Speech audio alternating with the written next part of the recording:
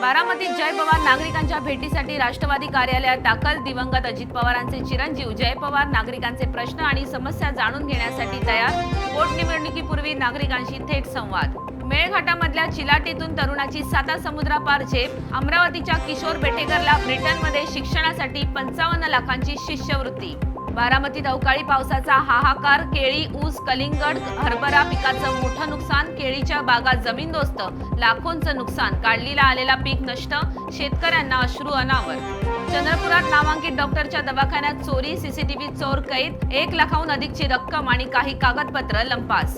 कोल्हापूर पन्हाळा ग्रामीण रुग्णालयात ड्युटीवरील डॉक्टर मद्यधुंद अवस्थेत आढळले. गंभीर रुग्णावर नर्सिंग स्टाफने केला उपचार. पन्हाळा ग्रामीण रुग्णालयावर नागरिकांची तीव्र नाराजी. छत्रपती संभाजी नगर मधल्या कंकराळा शिवारात कार विहिरीत पडली. दुर्घटनेत कोणतीही जीवितहानी नाही. सिंधुदुर्ग कणकवली पोलीस ठाण्यापासून हाकेच्या अंतरावर चोरी. चोरट्यांनी 8 दुकानं फोडली. चोरटे सीसीटीव्ही कॅमेऱ्यात कैद. पोलीस ठाण्याच्या 100 मीटर जवळ चोरी झाल्यानं मोठी खळबळ.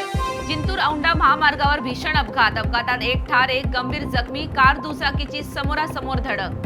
रायगड पंसारी मोहल्ल्यात घराला आग. अग्निशमन दलाच्या तत्परतेने मोठा अनर्थ टळला. दाट लोकवस्तीमध्ये आग लागल्याने परिसरात भीतीचं वातावरण. नांदेडमध्ये 24 तासात 4 खून. गँगवॉरचा भयानक थरार. 2 हल्लेखोर फरार. 2 आरोपी ताब्यात. जुन्या वादातूनच झाला खून.